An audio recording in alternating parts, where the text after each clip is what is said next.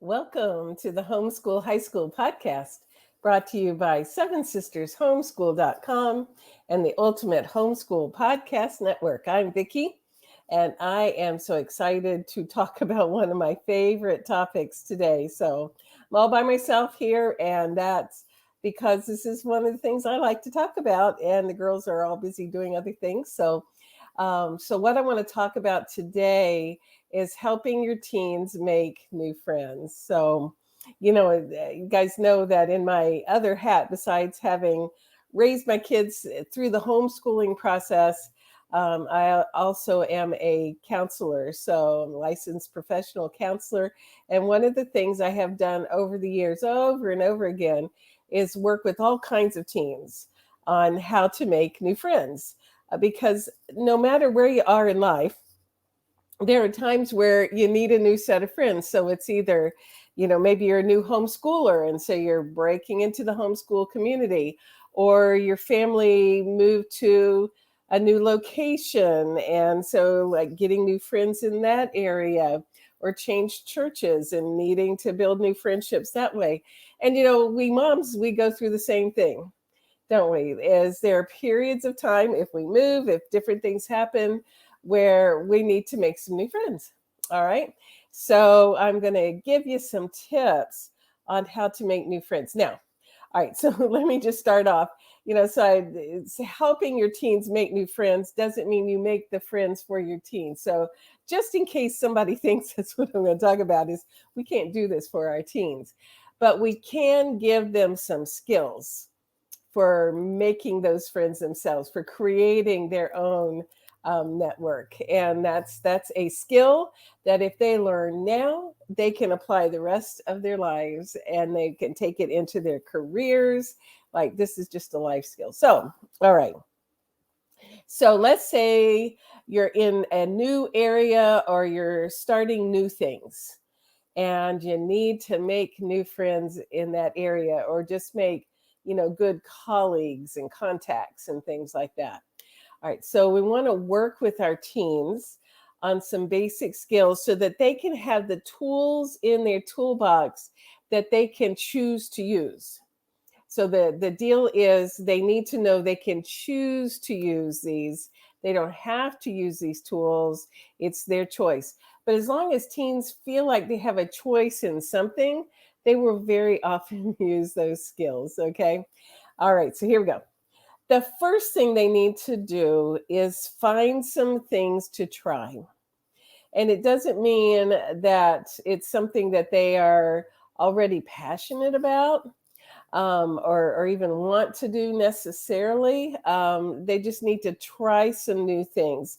It's one of the most important things we can do for learning and practicing skills, and actually discovering some things that we don't know whether we like or not until we try it, is to go do something new. So if you're new to an area, and just starting homeschooling, or just moved, whatever is bringing you to this new place, look around and start easy.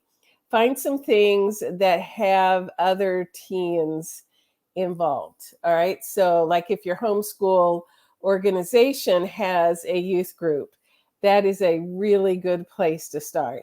Is look in their online scheduling, what is happening youth oriented wise. If there's not a support group with just some youth activities, are there some classes that they can take, and whether they need to or not, to take a class or two at a homeschool umbrella school, someplace where there's some group learning for teens.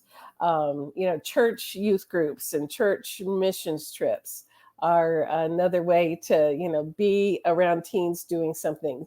Service organizations for teens that are out in the community, like library volunteers, food bank volunteers, different things where there are groups of teens and going out and volunteering in a way, joining a sports team.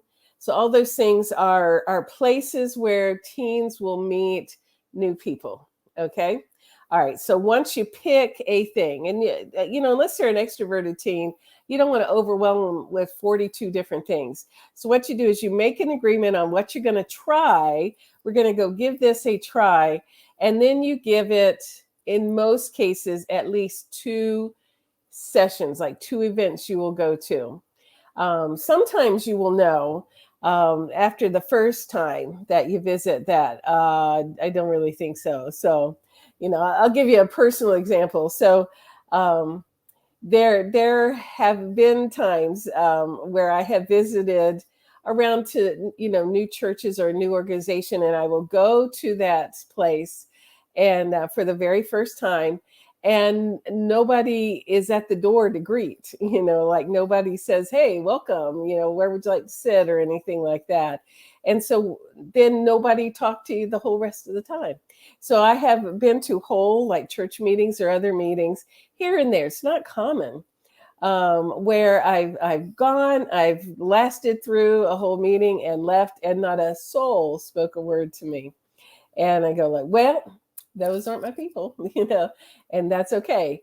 There's never a lost event. Like I always came away from something like that, knowing that I am a better person for it because I survived it, like a little boot camp experience, got through it. But it's definitely not fun. But if you try twice, you will know, if at least somebody talked to you, the first time, then okay, well, we'll try this twice. What very often happens is that the second or the third visit that you have at an organization, at a group, things really start easing up and it gets easier. So, okay. So you pick something out, you agreed on it, and then the teen goes to this event. All right. So when you arrive at the event, now, Mom, you can't go in with the teen unless, there's some rule that says Mom has to go in with the teen. So they have to handle this on their own. Extrovert kids, they aren't going to care. They're on their own. The introverts may feel kind of nervous, and you may have to make a plan of how far into the building you will walk with them, and that's okay. But you don't take it on yourself. You wait and see what your teen's cues are. All right. So before they get out of the car, you have them put their hands on their hips, arms akimbo, and you count to 15, 1001, 1002, 1003, 1004, for 15 seconds. All right. What happens when you put your arms akimbo for a few seconds, their bodies release testosterone. Because even us girls have a little bit of testosterone running through our bodies. And weirdly, that testosterone gives the body a little boost of confidence, a little biological feeling of you can do this. And so you do. All right. And you want to talk about all these things before you go. Don't spring it on them on the car. Okay. So before you go, here's some skills we can use. All right. And then before they walk into the building, have them pull their shoulders back, put their chin up just a little bit, not way up in the air, but just up a little bit. When we're nervous, we tend to pull our shoulders in, tuck our chins under so we're staring down at the floor, all closed up. But if we have our shoulders back and our chin up with a Mona Lisa smile, just a little smile, okay? When we have those, we call magic nonverbals. When we have those magic nonverbals on, those are invitational nonverbals. Those are saying it's okay to talk to me. So you do those nonverbals before you walk into the building, and then periodically through the event, you check and make sure you still got your magic nonverbals on. Shoulders back, chin up, Mona Lisa smile, okay? All right. And that invites people to come and talk to you. Generally, within a certain period of time, somebody's going to wander over and start talking. If it's one of those events where you are socializing, people just standing around getting snacks or whatever, go grab some snacks. Get something to hold in your hand. So we call that a tool. And you don't have to like it. You don't have to eat it all. You just need to have something in your hand. I don't know why that is, but there's a thing about holding something in your hand that is appropriate for the setting. So, a cup of soda, some cookies, or whatever, that it makes you even more like open for people to come and talk. It's an invitational thing, having a tool. I don't know. But it works. So you do that.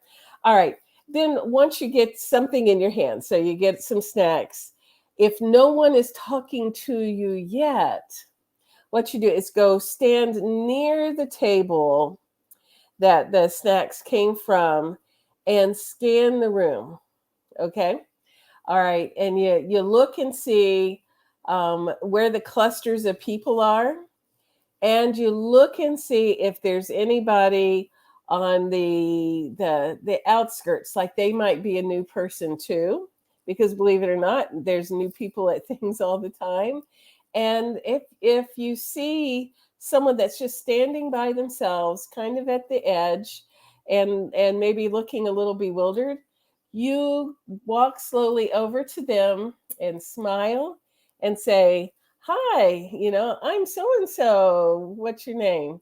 And then they'll say their name, and hopefully they'll ask you a question back. But if they don't, ask them a question like, "Is this your first time, or are you an old timer here?" So have some questions that you've already planned ahead of time that you can pull out of your pocket and ask, like, if they're an old timer here, well, what do you like about that group? Do you have any siblings? You've been homeschooling long? What's your favorite subjects? Things like that. Ask some questions. So what happens is when you talk to somebody and you ask them questions and they start talking about themselves, they feel like you like them, even though they don't know them yet. And then they are more likely to ask you some questions. But one way or the other, they feel connected to you, and you've already got a first friend.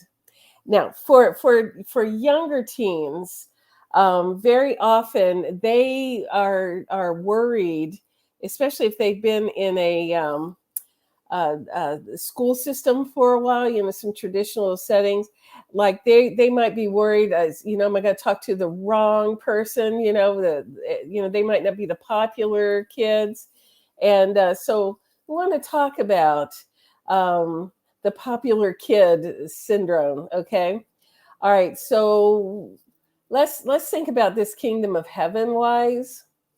When Jesus came and was here on earth, did he go hang out first with the popular kids?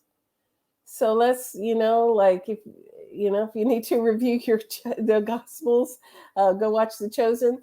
Is very often he was looking for people who weren't the popular kids, because in God's kingdom it's backwards. All right, so the kids who might be shy are the ones that are more popular kingdom wise. So we have to have the boldness and the faith to set aside, oh my gosh, what if I talk to the wrong person? And take that pecking order mentality out of our brains and think kingdom wise. How do we want to be in God's kingdom in this group? So I always tell teens the story I read in one of John Maxwell's books. I don't even remember which book it was, but it's ages ago. So John Maxwell and one of his friends were riding in a cab on the way from the airport to a conference.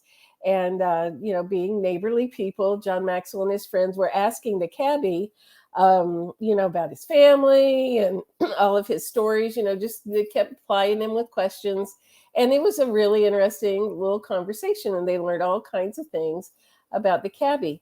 But neither one of them told the cabbie any more about them, but that they're going to go speak at this conference that the cabbie's getting ready to drop them off at. And at the end, when the cabbie dropped them off at the conference site, the cabbie says, "Have a good time. It was so great to get to know you." So the cabbie didn't know anything about John Maxwell or his friends, except that he felt accepted, that somebody was interested in him. And that's all the get to know you he needed for that day. And that is to me just the most like Christ-like story. Like we show interest in other people, they feel accepted and warm, and then that becomes then very often the beginning of a friendship. Isn't that a sweet story? So anyway, that's the introduction. How do you get through those awkward first moments? Is so yeah, arms akimbo, 15 seconds, get your testosterone up. Then your magic nonverbals, shoulders back, chin up, Mona Lisa smile. Okay, get your tools, some kind of food or something in your hands, and then scan the room. And if there's someone standing by themselves, you go and talk to them. All right. If it looks like you can't figure out what to do, then look at who's doing the serving, who's handing out things, who's setting up some chairs, who's putting more cookies on the plate. And you go to whether that's an adult or a teen and say, "What can I do to help?" And sometimes they'll put you to work, and then that automatically, if you're working alongside people doing something, automatically you're going to make a connection in that way. All right, so then you've got this event and you finally got someone to talk to, or let's say you get there and there's nobody standing by themselves looking kind of sad, and so you got to figure out what to do. Nobody needs any help volunteering, but you see clusters of people, this group, that group, that group, and you look for a group that has a kind of like engaged conversation where there's a bunch of people contributing. And then you go and you stand at the fringe of that group, all right, and listen to that conversation. And you don't have to say anything that time. You could if you wanted to, but just being near the group, and then maybe get a little closer, so that you're close enough that people near you could see you nodding your head when you agree with something. All right. That automatically, just in a nonverbal way, makes you part of the group. Just does. Okay. All right. So that's your first awkward moments. To me, the first moments at any event are the very hardest one. If you can get through the first 15 minutes, the rest is kind of easy from there comparatively. Okay. All right. Then usually in organizations, after that initial rough, first few minutes, then everybody's busy listening to a talk or dividing into groups and doing activities or whatever. And you just kind of figure out something to listen to, or you put yourself in there on a group. All right. So that's the opening introduction. Okay. And remember, keep those nonverbals going. Does that make sense? All right. That helps kids so much. All right. As often as you can, then you want to have teens to know who they are. So in between events, have them work on being able to describe themselves. And you can start this before you go to an event, but definitely you want to keep an ongoing conversation. Like who are you? What do you like to study? What do you want to do after high school? Do you have any hobbies? Take some personality tests. What are your personalities? What are the service projects you've done? And so if people ask questions, you don't have to stare at the floor and go, like have some things about you that you already know. I often, especially our kids, when we do the speech class, we'll have them write an elevator pitch about themselves. And that's what they could say to somebody about themselves or their little business if they were doing a business between the, like the first and third floor on an elevator ride. So something very short, just little sound bites they can say about themselves so they have something to say. And then you have them practice a little bit, if you can, at home on how to continue a conversation. So, when they say something about themselves, then have them finish the thing they say about themselves and then ask that person a follow-up question, that goes from them. Like, I'm a Myers-Briggs INFJ. How about you? Or I've been homeschooling for 5 years. How about you? or I have, 3 siblings. How about you? And so you practice those things if they'll let you in between events. Okay. All right. If your teens are going to something that is there's more adults at, so you got like maybe a big church service project or something like that, then they'll be meeting people there. Very often those people are going to do, if they're older generations, handshakes, like, hi, I'm so and so, and extends their hand for a handshake. That is something you want to practice with your teens. Like, this is a life skill. In America, you got to learn to handshake. So, I know during the pandemic that kind of went out of style, and so it's not as prevalent as it used to be. But there's still handshakers out there, and so they need to practice a good handshake so that they are not, like limp fish, kind of like, I'm not sure when to shake your hand, or they're not squeezing somebody's hands, but a comfortable handshake. So gentle but firm. Okay. All right. Then once you go to the second event, one of the best things to do is start looking for ways to get involved. If there's a service project, if there's a side project, if there's setup or cleanup, you want to get involved doing those things, because that gets you in on the kind of kids who also do things. And they are generally the friendlier and more fun kids over time. And so that's a life skill. Even as adults, if you're going into a new organization, what can you volunteer for? The people who are engaged and active are the ones that are more likely to be the ones who are friendly over time. So that's the kind of the open door to things. A cool thing about too is when you're volunteering to help out them. I'll help set up chairs. I'll help clean up afterwards. Is you'll be working alongside people. There's several of you putting up chairs, and as you throw another chair onto the chair rack, you make a comment about one thing or the other. Like, great weather, or hey, how do we make all these chairs face the same direction? And just that little moment of conversation is the beginning of a connection, of taking a stranger to an acquaintance level. And then you never know, if you volunteer enough together, you might become friends. And but just to know you got some acquaintances, so that every time you go to that meeting, you guys have something to say to each other.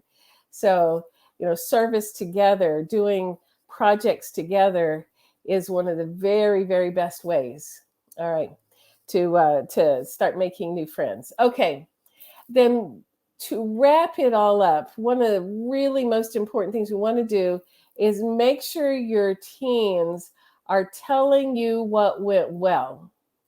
Now, okay, all right, let's be realistic. Not all teens are going to want to talk about it, because some of them just need to think about it.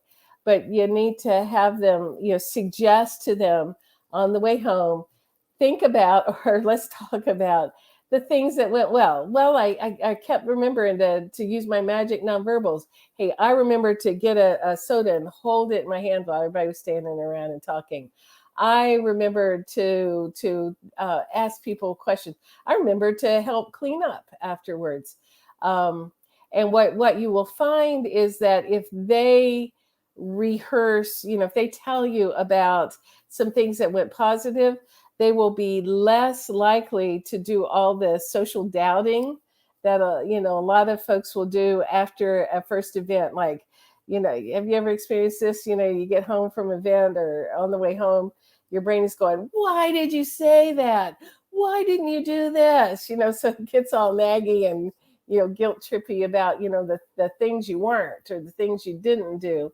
And what we want to do is not engage that, because that just makes stress. And so your brain learns that every time you go to another one of those events, it means stress. And the brain, danger, danger, don't do that. Don't go to another one of those, because you'll just feel stressed afterwards. So we don't want to train our brain that going to an event means to socially evaluate yourself on the way home, looking for all the things you did wrong. Instead, we want to think about all the things that went okay or went right or felt great. So we want to finish the day on the positive, and hopefully with some gratitude. And I know that can sound kind of cheesy, but from my counselor's end of the screen here, is that when we end an event remembering the positive and things that we are grateful for, that turns off the stress part of the brain and turns on the part of the brain that does smart thinking. That gratitude and positives keeps the healthy part of our brain online. And of course, we know, from scripture that we should give thanks. So having a gratitude feeling or expression about what they were able to do helps them, spiritually be lined up with what scripture tells them to do. But for also, I'm just interested in them ending up biologically in a good place. So if they're thinking about the positive, their brain will think more about, hey, this ends up positive. And so I think I'd like to go back and do that again. All right, so that's a place to start. And hopefully over the season, we'll have time for, more details on how to make new friends. But that's enough for today. So thank you for all being here. Don't forget, we have the Seven Sisters Homeschool Facebook group. It's the number 7 and then Sisters Homeschool, all squished together into one word. And it's just a really friendly and supportive Facebook group. So people share all kinds of homeschool, high school questions, sometimes about younger ones too, a lot of high school stuff. And so it's a good supportive place to look. And then also lots of good ideas on our Pinterest page. So, look up our Pinterest feed. And then also, don't forget the website. So there are so many freebies in the Seven Sisters Homeschool store. And so when you go to the store and scroll down to freebies, like, my goodness, they're free and they're educationally helpful. So do that. So, all right. Well, this has been the Homeschool High School Podcast, brought to you by SevenSistersHomeschool.com and the Ultimate Homeschool Podcast Network. And I thank Seth Tillman for editing for us, and we will see you all next week.